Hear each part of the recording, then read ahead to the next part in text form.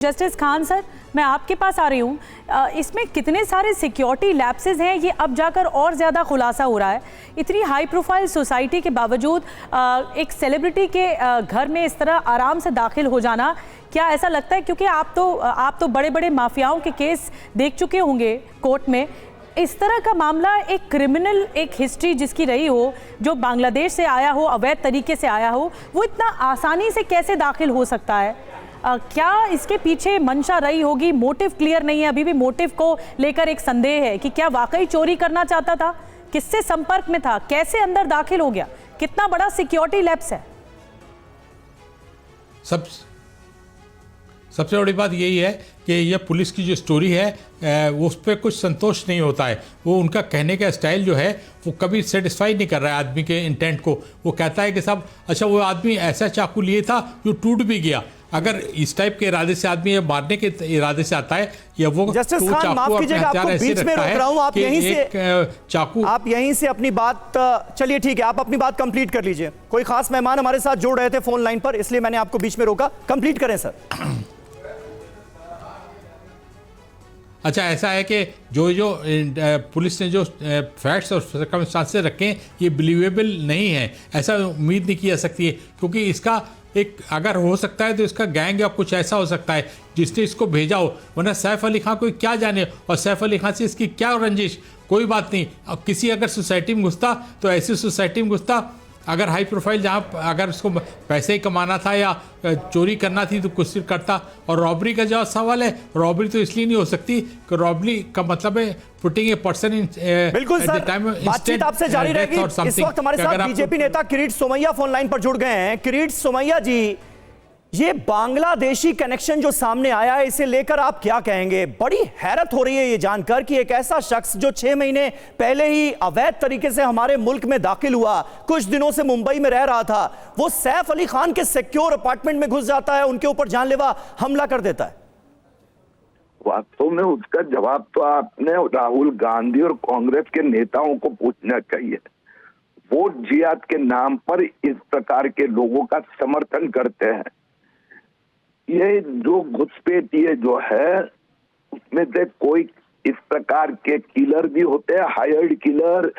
तो देश की और महाराष्ट्र मुंबई में तो अभी टारगेट किया गया है कि लाखों की संख्या में घुस के आ रहे हैं।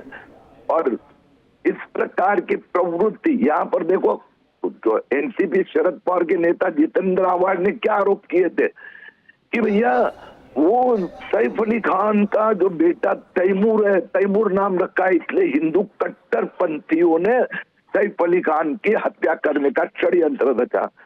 अब निकला ये बांग्लादेशी। तो सोमैया साहब, निकला तो बांग्लादेशी। आप सारे विपक्षी नेताओं का बयान जो है वो सुना रहे हैं, उनके नाम आप ले रहे हैं। सरकार आपकी महाराष्ट्र में, केंद्र में आपकी, ये बांग्लादेशी घुसे कैसे आ रहे हैं हमारे देश में? या पत्रकारों, मुझे लगता है विपक्ष नेता नहीं हो, शांति से बात करो।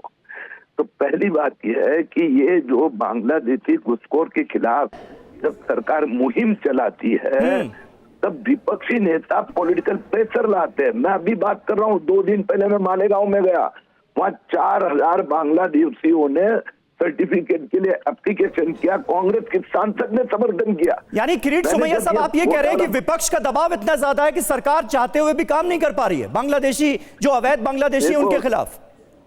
देखो, एक बात फिर से समझ लो, यू आर अ जर्नलिस्ट, आप पक्के में, मैं बोल रहा हूँ, बीच में मत बोलो। किरीट सोमैया साहब, इसीलिए आपसे पूछ रहा हूं, आप कह रहे हैं कि विपक्ष का दबाव बहुत ज्यादा है। नहीं, मैं बीच में सवाल तो पूछूंगा ना, काउंटर क्वेश्चन तो होंगे। आप कह रहे हैं कि विपक्ष का दबाव ज्यादा है, विपक्ष के दबाव की वजह से सरकार काम नहीं कर पा रही है। जवाब पूरा होने के बाद में पूछो। जी बोलिए, नहीं दे रहे हो, बोलिए बोलिए, जवाब देने दो, बीच में मत इंटरफियर करो। अरे बोलिए किरीट जी। हाँ, तो चांद बैठिए। मैं ये कह रहा हूँ कि मालेगांव में 2 दिन पहले मैं गया, 4000 बांग्लादेशियों ने गलत ढंग से बर्थ सर्टिफिकेट लेने का प्रयास किया, मुहिम चलाई, तो वहां की कांग्रेस की सांसद ने विरोध किया कि क्या कर रहे हो। मैं गया अमरावती, वहां पर कांग्रेस के सांसद वानखेड़े ने विरोध किया। जब पश्चिम बंगाल बॉर्डर से आने के संबंध में बॉर्डर पे फेंसिंग लगाने की बात, तो ममता बनर्जी की सरकार विरोध कर रही है। तो बात तो सही है आपकी कि ये देश के लिए घातक है। मैं आह्वान ये करूंगा, पुलिस जब काम कर रही है तो पॉलिटिकल प्रेशर, और आपने भी नहीं लाना चाहिए इस प्रकार से प्रेशर पुलिस को काम करने। धन्यवाद। बड़ी बात आपने बताई किरीट जी, किरीट सोमैया जी, क्योंकि इन्होंने फोन भी काट दिया है किरीट सोमैया जी ने, लेकिन एक बड़ी बात कही कि एक ड्राइव चल रही है कि अवैध बांग्लादेशियों को पकड़ा जा रहा है महाराष्ट्र सरकार की।